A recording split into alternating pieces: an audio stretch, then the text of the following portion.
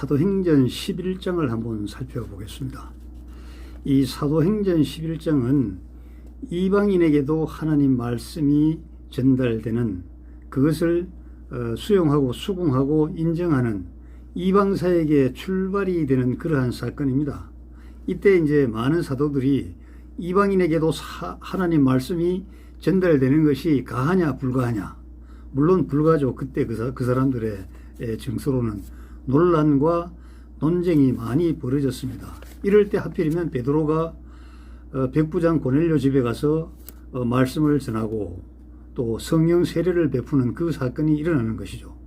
그래서 다른 제자들부터도 아니 무할례자에게 어떻게 말씀을 전달할 수 있느냐, 이렇게 베드로를 비난하고 비판하고 또 베드로의 그 처사를 굉장히 못마땅하게 생각하는 그러한 기류가 상당히 강하게 일어났습니다. 그래서 베드로가 이제 차근차근히 설명을 하는 것이죠.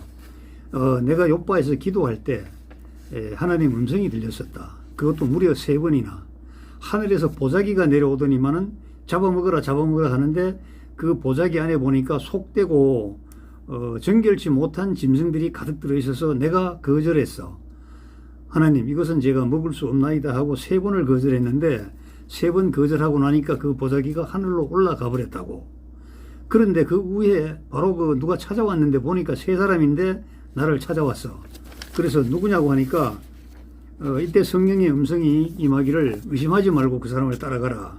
이렇게 해서 그 사람을 따라서 이제 집으로 간 거죠. 가니까 또 이 사람들도 저간의 사정을 말하는 거예요. 천사의 말씀이 임하였다. 그래서 욥바에 가면은 베드로라 하는 시몬이 있는데 그를 청해라. 그를 청해서 말씀을 드리면 너와 내 집이 구원을 받을 그런 말씀을 선포하리라. 이렇게 환상에 이제 천사가 임한 것이죠. 그래서 이들이 이제 베드로의 집을 수소문해서 이제 찾아온 겁니다. 그리고 찾아온 이들을 따라서 베드로가 따라가게 된 것이죠. 그런데 베드로의 그 증언대로라면은 그 집에서 말씀을 전할 때 우리들에게, 제자들에게 임했던 그러한 동일한 성령이 임하였다. 이건 뭐냐면 오순절 사건을 얘기하시죠. 마가의 다락방에서 주님께서 승천하실 때 몇 날이 못 되어서 다른 보혜사를 내려줄 테니까 그 보혜사를 영접하고 나서 너희들이 일을 해야 된다 하고 유언을 하셨잖아요. 그리고 열흘째 되는 날, 유대인의 명절날 마가의 다락방에 불의 혀같이 성령이 임해서 그때 각국에서 온 디아스포라들에게 방언으로 제자들이 이제 말씀을 선포를 했는데, 이때 방언은 그 지역에 사는 사람들이 사용하는 말, 그러니까 외국어로 말씀이 전파되었다 이 말이죠. 바로 그러한 것과 같은 동일한 성령이 이들에게 임하더라. 그래서 하나님이 우리가 주 예수 그리스도를 믿을 때와 동일한 선물을 이들에게 주셨다. 이런데 내가 누구이기에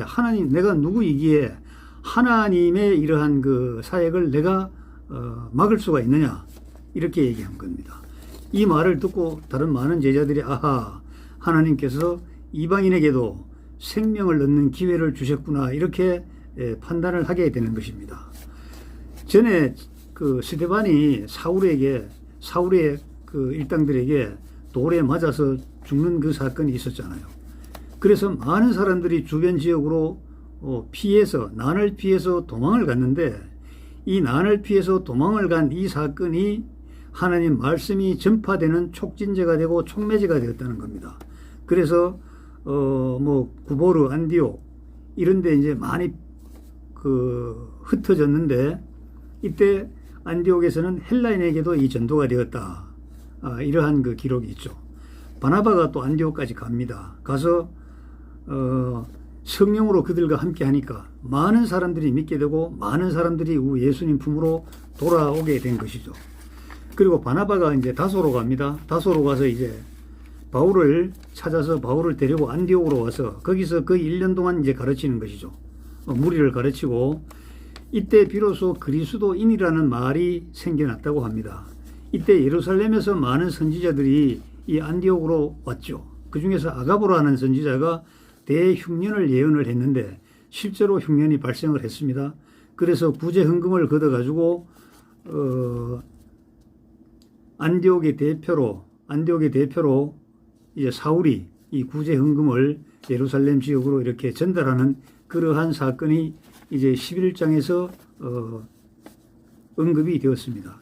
이 11장은 베드로가 고넬료 그 백부장 고넬료 가정에 가서 말씀을 선포함으로써 그 집에서 성령이 임했고 그것을 그 기점으로 인해서 이방인들에게도 하나님 말씀이 전달되는 그러한 계기가 되었다 하는 것이 주요 골자를 이루고 있습니다.